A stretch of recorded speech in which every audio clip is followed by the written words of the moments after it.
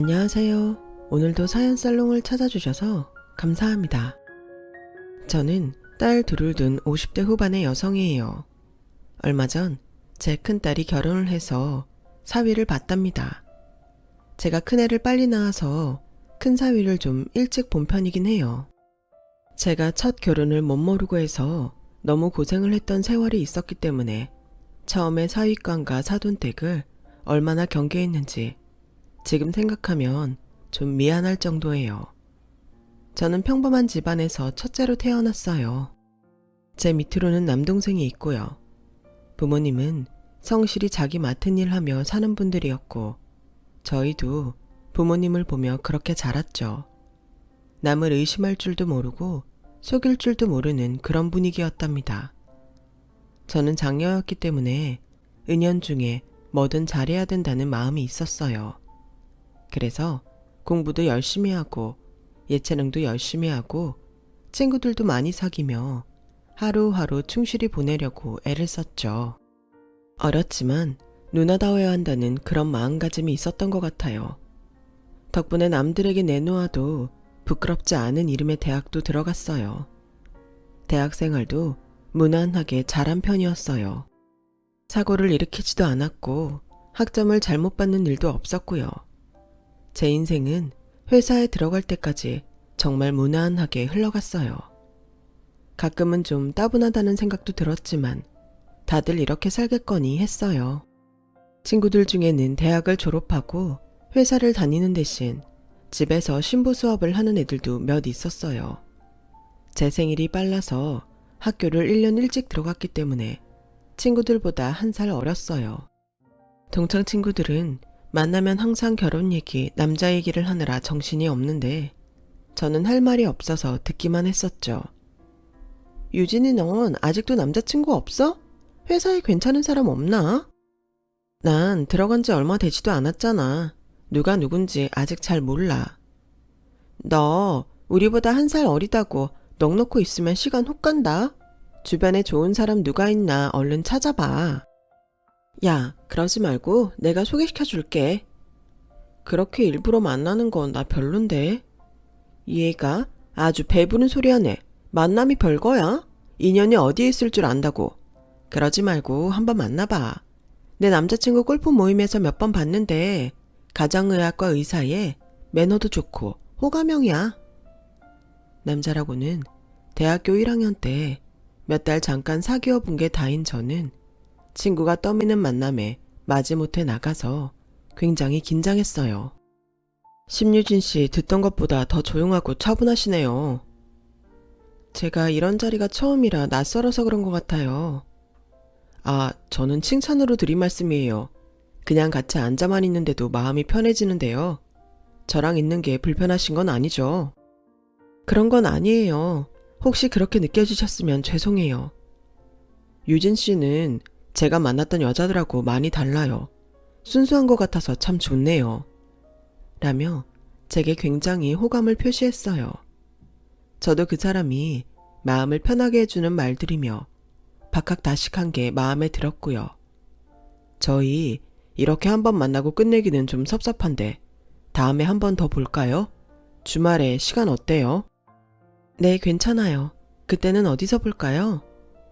제가 아는 분위기 좋은 레스토랑이 있는데 거기 예약하고서 다시 연락할게요. 그렇게 저희는 한 번 또 만나고 그 다음에 또 만나기로 하고 그러면서 계속 만남을 이어가며 서로에게 정이 들었어요. 그리고 결국 만난 지 4개월이 좀 안 됐을 때 결혼을 결정하게 됐죠. 그래도 사계절은 만나보고 결혼할지 말지 정하라고 하잖아. 너무 급하게 서두르는 거 아니야?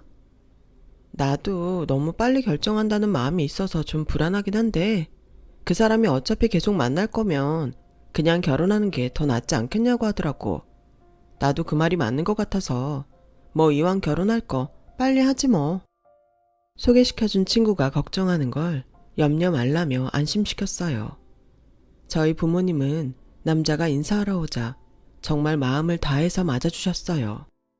인물도 좋고 똑똑하고 부모님이 아주 자랑스러워 하시겠어. 아버지는 제가 중학생 때 돌아가셨어요. 지금은 어머니하고 둘이 있습니다. 어머님이 참 대단하시네. 잘생긴 아들 의사까지 만드시고. 자네도 아주 잘 자랐고 참 기특하다고 하시겠어. 별 말씀을요. 좋게 봐주셔서 감사합니다. 라며 엄마와 남자는 자연스럽게 얘기를 참 잘하더라고요. 아빠는 두 사람 얘기가 끝나자 남자에게 술을 따라주시며 내 딸이어서가 아니라 유진이 정말 괜찮은 애야. 지금까지 우리 기대 한 번도 저버린 적 없었고 어긋나가 본 적도 없네. 자네 못지않게 열심히 살고 잘 큰 아이니 많이 아껴주게. 명심하겠습니다. 제가 잘할게요. 라며 공손히 술을 받아서 고개를 돌리고 마시더군요. 그런 모습을 보니 어쩐지 마음이 찡해지면서 말로 할 수 없는 감동이 밀려오더라고요. 정말 잘 살아야겠다고 저절로 다짐하게 됐죠. 그렇게 저희 집 인사가 끝나고 남자는 자기 집에 가기 전에 조심스럽게 너도 알다시피 엄마가 혼자 되셔서 나를 키우셨잖아. 그래서 고집스러운 데도 있고 좀 까탈스럽기도 한데 알고 보면 좋은 분이니까 처음에 어렵게 대해도 이해해줘. 알았어. 엄마들이 다 자식 키우면서 힘든 게 많았을 텐데 오빠 어머니는 어려운 점들이 훨씬 더 많았지 않겠어? 너무 걱정하지 마. 라고는 했지만 속으론 좀 긴장이 됐어요. 그리고 실제로 만나본 남자 어머니는 제 예상과 너무 달랐어요. 모든 음식을 손수 장만하신 우리 엄마와는 달리 제가 집에 들어설 때부터 여기저기서 배달이 와서 음식을 거실에 펴놓은 상 위에 두고 가느라 정신이 없더라고요. 저는 현관 끄트머리에 서서 들어가지도 못하고 계속 서 있었어요. 엄마는 미리 좀 시켜놓지 그랬어. 이렇게 겹치니까 유진이도 당황하잖아. 내가 전화를 일찍 시켰는데도 다들 약속이 난 것처럼 이 시간이었는 걸 어떡하니? 근데 너 심유진이라고 했지? 유진아, 너 당황했니? 아, 그게 괜찮아요. 그럴 수도 있죠. 갑작스러운 질문이 음식 배달보다 더 당황스러워서 어정쩡하게 대답하자 남자 어머니는 마음에 안 든다는 듯 인상을 찌푸렸지만 말로는 그것 봐라. 쟤도 괜찮다는데 네가 왜 나서서 그래? 근데 유진이는 말을 좀 예쁘게 하는 방법을 좀 배워야겠다. 그럴 수도 있죠가 뭐니? 뭐 봐주는 사람처럼 말하는 게 영 별로다. 하더니 저를 머리끝부터 발끝까지 훑어보시고는 넌 젊은 애가 영 꾸밀 줄도 모르는구나. 회사에서 너한테 촌스럽다고들 안 하니? 하긴 다들 눈치가 있을 텐데 앞에서 대놓고 하지는 않겠지? 엄마, 처음 봤는데 계속 이럴 거야? 그런 말도 좀 친해지고 나서 해야 유진이가 오해를 안 하지. 엄마 마음에 안 든다고 생각할 거 아니야. 이런 건 솔직하게 얘기해줘야 좋은 거야. 앞으로 한 식구 될 거면 지금 예의만 차린다고 나중에 서로에 대해 모르겠어? 그리고 까놓고 얘기해서 얘가 내 마음에 썩 차는 건 아니지. 그래도 내 아들이 의사인데 좀 더 나은 신부가 원하는 건 당연하잖아. 지난달에 선본 구청장 딸이 더 괜찮다고 내가 몇 번이나 말을 해. 엄마, 그런 얘기는 좀 안 하면 안 돼요. 이미 지난 거잖아요. 라며 남자는 당황해서 자기 어머니 말을 얼른 무마하려고 했지만 벌써 제가 다 들은 후였어요. 유진이 너도 알아둬야 되는 게 내 주변 친구들을 봐도 우리 상욱이 같은 애 없거든. 어디에 내놔도 빠지지를 않고 어찌나 끊임없이 선자리가 들어오는지 몰라. 내 친구들 중에서 내가 용돈도 제일 많이 받아. 그러니까 너 결혼하고 나서 내 용돈 줄일 생각하면 안 된다. 저는 식당에서 시킨 음식들이 비위에 안 맞아 제대로 먹지도 못한 데다가 남자 어머니가 끊임없이 쏟아내는 당황스러운 말들 때문에 정신이 없어서 그 집에서 나올 때에는 다리가 절로 휘청거리더라고요. 유진아, 아까 엄마가 한 말들 너무 신경 쓰지 마. 원래 엄마들이 아들 장가 보낼 때 좀 섭섭해한다잖아. 우리 엄마도 그래서 괜한 소리 한 거니까 그러려니 해. 그래도 지난달에도 손을 봤다는 건 좀 충격이네. 나하고 결혼 약속했었잖아.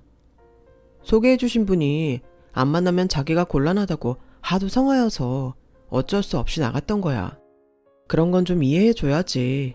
네가 이렇게 뾰족하게 굴면 어떡해. 이게 뾰족하다니 나도 더 이상은 할 말이 없네. 오늘 긴장한 데다가 음식도 제대로 못 먹고 정신이 하나도 없었는데 나한테 숨기고 선을 봤으면 미안하다고 해야지. 그래, 됐다. 내가 무슨 말을 더 하겠어? 그만 가볼게. 라며 속상해서 돌아왔어요. 그날 밤 남자는 저한테 전화를 해서 자기가 미안했다고 하더라고요. 저도 남자 어머니를 너무 나쁘게만 받아들였나 해서 알겠다며 나도 미안하다고 했죠. 그리고 저희 결혼 준비가 진행이 됐죠. 남자 어머니는 저희 엄마가 준비하는 혼수마다 자기 아들이 의사라는 걸 내세워서 이것저것 다 트집 잡고 최고급 품이 아니면 전부 다 거절했어요. 부모님은 아들이 의사인데 자부심이 얼마나 대단하면 이러겠냐며 이해할 수 있다고 하셨고 최대한 남자 어머니가 원하는 대로 맞춰주셨어요. 제가 회사에 다닌 지 얼마 되지 않아서 결혼할 자금도 적은데 제 돈보다 부모님 돈이 훨씬 많이 들어가게 생겨서 저도 너무 미안했어요. 엄마, 내가 결혼해서 살면서 다 갚을게. 정말 미안해. 그런 소리 마라. 잘 사는 집 부모들은 이보다 더한 것도 해주는데 엄마 아빠가 이 정도 능력밖에 안 돼서 더 미안하지. 너는 그저 결혼해서 잘 살기만 하면 돼. 그렇게 저는 부모님의 배려로 결혼을 했고 남들처럼 싸우기도 하고 웃기도 하면서 신혼생활을 보냈어요. 시어머니가 저한테 딱딱하게 굴고 심술궂은 말을 하는 건 시간이 지나면 나아지겠지 하며 참고 넘어갔죠. 그리고 저희는 아이를 2년쯤 뒤에 가지려고 했는데 예상보다 빨리 생겨서 결혼하고 1년이 좀 넘었을 때에 딸아이를 출산하게 됐어요. 친정 부모님과 동생은 너무 축하한다며 갖가지 선물을 챙겨서 저의 병실을 채워줬어요. 그런데 시어머니는 뒤늦게야 임산부 패드 몇 개를 가져오셔서는 예정일보다 훨씬 일찍 나와가지고 난 친구들하고 여행도 못 가고 이게 뭐니? 근데 좀 전에 신생아실에서 얘를 봤는데 우리 상욱이는 하나도 안 닮았다. 우리 상욱이 애가 맞기는 맞는 거지? 어머니, 무슨 말씀을 그렇게 하세요? 여기 간호사들도 다 저보다 그이 많이 닮았다고 했어요. 그리고 어머니, 그 사람 애가 맞냐뇨. 그게 지금 막 애 낳은 저한테 하실 말씀은 아니죠.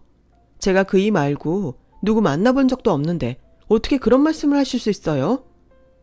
예, 노파심에서 그런 말 할 수도 있는 거지. 뭘 그렇게 발끈해. 발끈이 아니라 그렇잖아요. 애 낳고 누워있는데 그런 말 들으면 누가 좋겠어요. 지금 우리 부모님 안 계시니 망정이지. 엄마라도 계셨으면 어쩌려고 그러세요. 아우, 그래 너 잘났다. 너 아주 애 낳더니 기세가 등등하구나. 떡두꺼비 같은 아들도 아니고 꼴랑 딸 낳아놓고 유세가 대단하네. 그래, 어디 알아서 몸조리 잘해봐라. 라더니 임산부 패드를 제 앞에 확 팽개치고 가버렸어요. 그런데 남편은 시어머니 때문에 기분이 확 잡쳐서 저기압인 저한테 당신 우리 엄마한테 뭐라고 했다며? 노인네가 그러려니 하라니까. 왜 그렇게 참지 못하고 공격적으로 굴어? 아무리 당신이 지금 애 낳고 누워있어도 그렇지 나이 드신 분 비위 하나를 못 맞춰줘? 이러지 말자 우리. 뭘 그러지 마라. 그럼 당신 애가 맞냐는 소리를 그냥 듣고 넘겨야 돼? 그건 산모한테 할 소리야. 당신이 이렇게까지 당신 엄마 편 들 줄은 몰랐네. 라며 소리를 버럭 지르자 남편도 평소와 다른 제 모습에 놀랐는지 알겠다 미안하다 하면서 물러서더라고요. 그리고 퇴원을 한 뒤부터 저는 아이를 키우느라 정신이 없었어요. 남편은 병원 일이 피곤하고 힘들다는 핑계로 아이 기저귀 한번 갈지 않았고 밤이고 낮이고 아이가 울면 안아서 달래고 우유 먹이고 남편이 출근할 때 챙겨달라는 거 챙겨주고 저녁에도 밥상을 거의 12첩 반상으로 차려야 되는 힘든 일상들이 이어졌어요. 남편은 반찬 한 가지라도 부족하면 숟가락을 놓고 먹지 않았거든요. 그러다가 어느 날 남편이 집에 지갑을 놓고 갔길래 병원에 전화를 할까 하다가 바람도 쐴 겸 아이를 포대기에 업고 병원으로 갔어요. 그런데 병원 건물 주차장에 있는 남편의 차 안에서 남편이 웬 화려하게 생긴 여자와 깔깔 웃으며 얘기를 하고 있는 거예요. 저는 제가 죄를 지은 것도 없는데 몸을 숨기며 병원 간호사에게 지갑을 맡겨놓고 몰래 집으로 돌아왔어요. 그날 밤에 남편이 오더니 먼저 저한테 오늘 내 지갑 놓고 갔더라. 안 그래도 되는데 내가 굳이 찾지 않으면 앞으로는 갖고 오지 마. 그래 알았어. 근데 그 시간에 어디 갔었어? 잠깐 대학 때 친구 만났어. 남편은 제가 남편이 다른 여자와 있는 걸 봤을 거라는 생각을 못하는 것 같더라고요. 대학 친구면 그렇게 웃으며 얘기할 수도 있겠다 싶어서 넘어가기로 했어요. 그런 일로 일일이 잔소리하는 마누라가 되기 싫은 자존심도 있었죠. 그런데 남편은 계속 퇴근이 늦어졌고 학회다 모임이다 하며 외박을 하거나 새벽에 들어오는 일이 점점 많아졌어요. 저의 의심은 날이 갈수록 커졌고요. 그러던 어느 날 저는 정말 깜짝 놀랄 광경을 보고 말았어요. 친정엄마 생신이 다가와서 백화점에 쇼핑을 갔다가 친구를 만나 점심을 먹으려고 식당가에 갔었죠. 그런데 식당가에서도 제일 고급이라는 한정식 레스토랑에서 남편이 전에 차에 같이 있던 여자와 시어머니와 함께 나오는 거였어요. 바보처럼 저는 거기서도 제 몸을 제 친구 뒤로 숨겼어요. 셋이서 어찌나 분위기가 정겹던지 누가 봐도 제가 아닌 그 여자가 남편의 아내처럼 보이더군요. 저는 혹시나 친구가 남편을 알아볼까봐 여기서 밥 먹기 싫다며 허둥지둥 친구 손을 끌고 식당가에서 내려왔어요. 집에 와서도 제 손은 떨리고 심장은 계속 두근거렸어요. 남편은 아무리 전화를 해도 받지 않았고 밤 12시가 넘어도 올 생각을 안 하더군요. 그렇다고 시어머니한테는 연락하고 싶지 않았기 때문에 저는 그저 참으며 남편을 기다릴 수밖에 없었어요. 다음 날 저는 아이를 친정 엄마한테 맡긴 후 병원에 갔더니 간호사가 눈치를 보며 사모님 정말 죄송한데요. 선생님이 사모님 들이지 말라고 하셔서요. 너무 죄송한데 오늘은 그만 돌아가 주시면 안 될까요? 간호사가 사정하듯이 말해서 저는 어쩔 수 없이 병원을 나왔어요. 그날 저녁 갑자기 시어머니가 집으로 찾아왔어요. 너 어제 백화점에서 우리 본 거 맞지?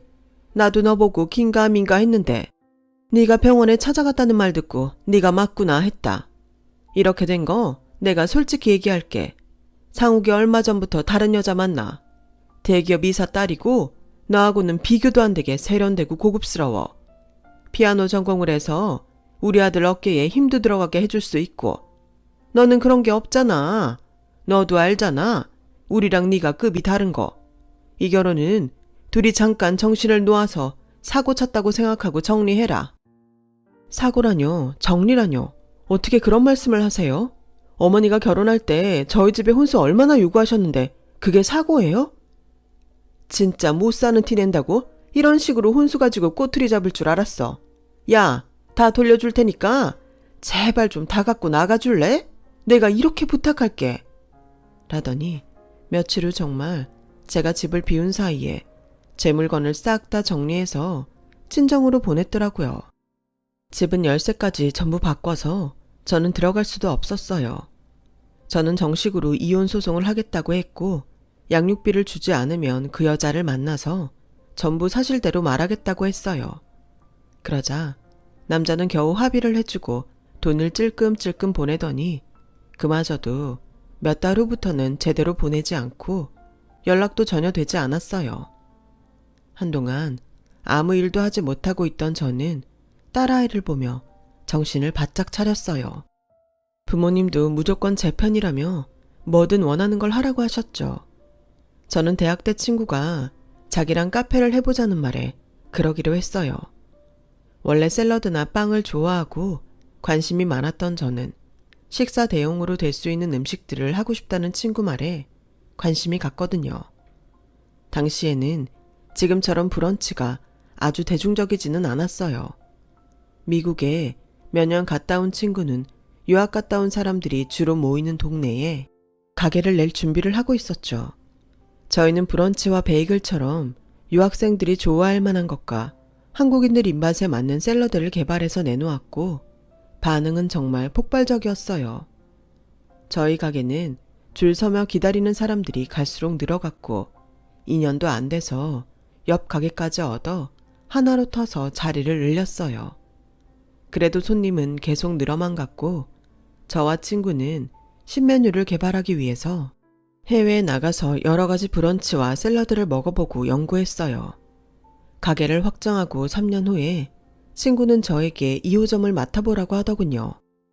전부터 2호점 내달라는 사람들이 많았는데 나는 유진이 네가 제일 잘할 것 같아. 아예 2호점 사장으로 등록하자. 너무 고맙긴 한데 내가 투자를 많이 한 것도 아닌데 그렇게 해도 될까 모르겠네. 이런 음식 사업 손발 맞추는 거 쉬운 거 아니야. 주변에서 실패하는 것도 많이 봤거든. 네가 있어서 나도 이렇게 잘 된 거니까 그렇게 하자. 그렇게 저희는 다른 지역에 2호점을 냈고 오픈하기 전날 저는 사장이 된 기념으로 엄마랑 딸을 데리고 쇼핑을 했어요. 먼저 강남의 유명한 미용실에 가서 엄마와 머리를 하고 거기서 메이크업까지 했죠. 세 사람이 예쁘게 꾸미고 그 건물을 나서는데 건물 청소를 하는 할머니가 밀대로 바닥을 닦다가 저희 딸 옆구리를 쳤어요. 아이가 아파서 우는데 미안하다는 말도 안 하길래 속상해서 한마디 했더니 그 할머니가 저희를 돌아보는데 저와 엄마는 완전 깜짝 놀랐어요. 바로 전 시어머니였거든요. 시어머니도 저희를 알아보더니 딸아이를 잡고 네가 민지구나? 그렇지? 하는데 엄마가 시어머니를 뒤로 밀치며 아이를 안았어요. 어디 감히 우리 귀한 소녀한테 손을 대요? 얼른 가자. 아주 기분 좋았다가 다 망치겠다. 라며 먼저 앞장서서 나갔고 저도 엄마 뒤를 따라 나갔어요. 그러자 시어머니는 저를 붙잡더니 손녀 제대로 못 보고 산 세월이 얼만데 이대로 가면 어떡하냐? 내가 할머니라는 건 알려줘야지. 알아서 뭐 하라고요? 댁에 아들애 맞냐던 애한테 뭐하러 알려요? 위자료도 제대로 안 주고 연락도 끊더니 이제 와서 할머니 노릇하고 싶으세요? 그런 건 그 잘난 대기업 이사 딸이 낳은 애한테나 하세요.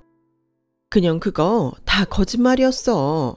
우리 아들 꼬드겨서 병원까지 다 팔아먹고 돈 들고 야반도주했다고. 상욱이는 한 푼도 없어서 지금 친구네 병원 페이닥터 하다가 주식 투자가 완전히 망해서. 너는 보니까 팔자가 핀 것 같구나. 남이야 팔자가 피던 말던 그쪽에 신경 쓸 일 없으니까 앞으로 혹시 마주치더라도 아는 척 하지 마세요. 라며 손을 뿌리치고 나가려고 하자 제 앞을 막으며 예, 그래도 네가 우리 상욱이 애도 낳고 산 시간이 있는데 이렇게 매정하게 굴면 어떡하니? 아이도 아빠가 있는 게 낫잖아. 그러지 말고 우리 상욱이랑 다시 잘해봐. 말 같지도 않은 소리 하지도 마세요. 잘해보긴 뭘 잘해봐요. 자꾸 이러면 여기 건물주한테 말해서 여기서도 일도 못하게 할 거예요. 아저씨, 이 할머니 저 붙잡고 이상한 소리 하는데 좀 데려가세요. 라고 하자 경비 아저씨가 나와서 시어머니를 데려갔고 시어머니는 예, 내가 잘못했다. 우리 생각이 짧았어. 정말 잘못했다. 라며 울부짖었지만 저는 끝내 돌아보지 않고 그곳을 나왔어요. 지금도 생각하면 내가 왜 더 모진 말을 못했나 싶고 여전히 억울함도 있지만 자기가 한 대로 다 돌려받는다는 말을 실감했죠. 세상에 누가 의사 아들 있다고 그렇게 큰 소리 치던 시어머니가 남의 건물 청소를 하고 있을 줄 알았겠어요. 평생 잘 나갈 줄 알았던 남편도 마찬가지고요. 저와 엄마는 그걸 보고 정말 착하게 살자고 다시 다짐했죠. 저는 그 일이 너무 끔찍해서 결혼은 생각도 안 했는데 좋은 사람을 만나니 또 마음이 달라지더군요. 저처럼 딸과 둘이 살던 남자를 만나서 결혼하고 우리 민지 결혼시키고 이렇게 잘 살고 있는 저를 돌아보니 정말 지나간 모든 일들이 꿈만 같네요. 한평생 살면서 착하고 좋은 일 하며 살라는 교훈을 주려고 그런 일을 겪었나 보다 하고 있어요. 힘든 시간을 보내고 계신 분들이 있다면 이때는 다 지나가고 꼭 좋은 날이 온다고 말씀드리고 싶어요. 저처럼 벼랑 끝까지 갔다가 매일 봄날처럼 사는 사람도 있잖아요. 그런 분들에게 제 이야기가 희망이 됐으면 좋겠네요. 다들 좋은 하루 되시고 건강하시길 바랄게요. 감사합니다. 여러분, 사연 댓글에 응원과 현명한 조언 부탁드려요. 좋아요와 구독은 저에게 큰 힘이 됩니다. 오늘도 좋은 일 가득하세요.